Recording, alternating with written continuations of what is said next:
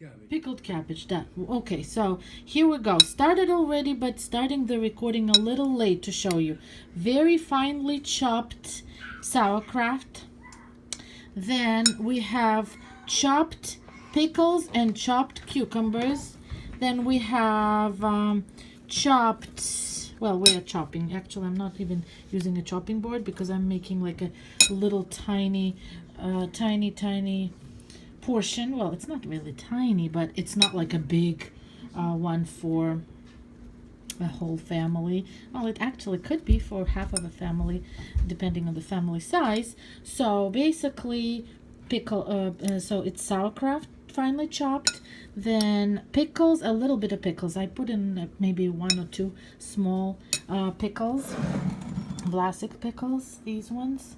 But you can also do half sour ones. They're even going to be even better because you already have the sauerkraut. Then we have the boiled beets. You have to make everything very finely chopped. The beets you can even shred, and that will be really nice. And we are still waiting for, we need to chop onions, then some greens. You can put in any type of greens, so you can do parsley, cilantro, you can do dill. Dill is a must for this one. Well, it's not a must. If you don't like dill, you can skip it. And we're also waiting for boiled potato, which is the most important part of the salad. So, well, and at the end of it, we're gonna see if we're gonna add some either peas, or you can add some red beans or pinto beans, and some sunflower oil.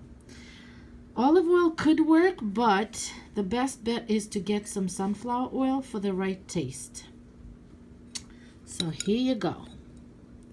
Very nice. And then you're obviously going to put some salt and pepper, a little bit more salt than pepper, because this doesn't really need pepper. And you can also do some chopped scallions or chopped green onions.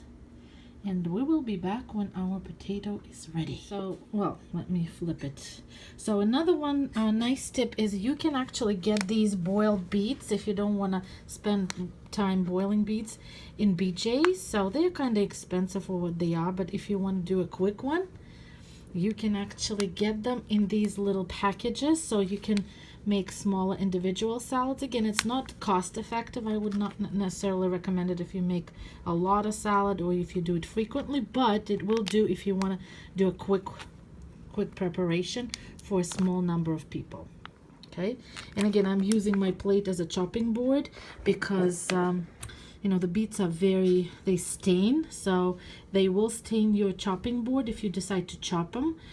You can, actually, it is preferable to shred the beets, but I don't want to kind of go there because it's a little, well, I'm kind of being lazy, so that's why I'm chopping them, and I don't want the beets to stain the board, the chopping board. That's why I'm using the plate, and I kind of used it for everything else as well, so I don't have to wash it. I can just throw the plate out after I'm done chopping everything.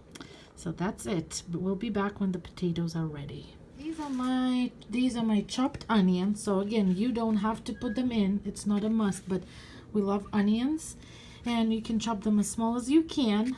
And here is the rest of my vinaigrette.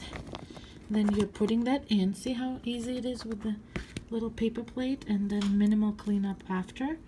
So then we are going to do this. Mix it up, and we're still waiting for the potato. You see more beets because I actually cut the whole package that I showed you earlier, the whole 4 boiled beets that were in the package. I cut them all together, and now they're all in there. Nice. So it's coming along.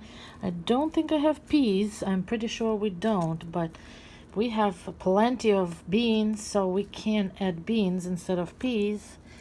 And let us see. Oh, my eyes are watering. Let's see. So here we go. It's coming along pretty nicely. So let's see. Oh, I can do the herbs while I'm waiting for the potatoes. And the potatoes are actually ready, but they are cooling down. So the potatoes for this recipe, usually you boil them in their skin and then you peel them when they cool down. That's the traditional way of doing it. Our fresh chopped dill right here. Fresh chopped dill. We put a lot because we love it. You don't have to if you don't like it, but it smells so fabulous. It smells like summer.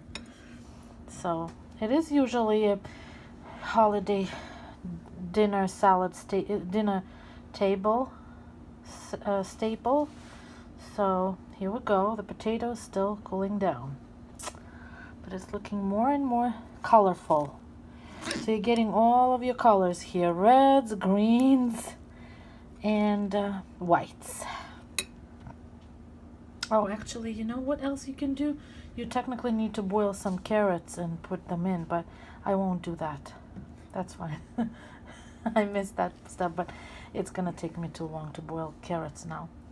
We'll just do with potatoes. Some missing steps here. I already put in sunflower oil, so it is now glistening in the light. Look at this. Look at this beauty. And I also put in some kosher salt. You can put in whatever salt. You can put in Himalayan salt. You can put in a regular table salt, but it looks very beautiful. So here we go. And still waiting on that potato. If you're watching your calories, or like you're trying to go a little lower carb, not like completely no carb because it does have beets, but if you want to like skip the potatoes, you can, because it's really yummy just like this with no potatoes and no carrots. So technically usually you put in boiled carrots, not too much boiled carrots. You're not going to put in the same proportion of boiled carrots just for the color, because it's much prettier when you have the oranges as well there. But you can just skip the higher carb starchy potatoes and just eat it like this, and it's a really good salad, like a lunch salad, and it's really good for your digestion because you have like fermented cabbage here, which is, I call it sauerkraut because I'm not sure if it's what it is, but it's technically fermented cabbage here, right here. And then you have the beets that promote digestion. Then you have your cucumbers, and you know, so it's pretty. And then you have the pickles. So you do want to skip the salt if you're watching your sodium. I did put some salt, so I'm not really watching my sodium. And but if you have high blood pressure and stuff like that, because of the amount of salt already in your fermented cabbage and in your pickles, you probably would want to go very light on salt. Yes. And here we are chopping our boiled potatoes. It's still pretty hot, but it's tolerable to the hand. So you make little tiny cubes, and I already put one of them. So I made 3 small potatoes. So, and one of them is chopped and is already inside. So you have to kind of mix it in. So I haven't done that yet because I haven't cut all of the potatoes. And yeah. So one more coming. You have to you find yourself a husband so that he can peel the potatoes.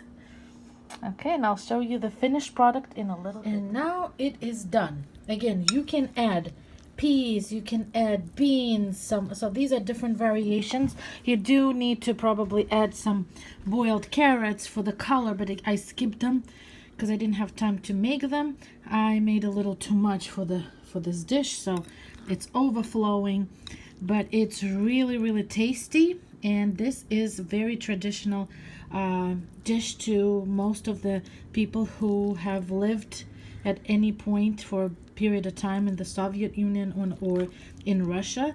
And we have this dish on pretty much every holiday or any celebration table. So it's very traditional for that region. So if you have any questions or your own variations, definitely share them with others, because sharing is caring. Okay, bye.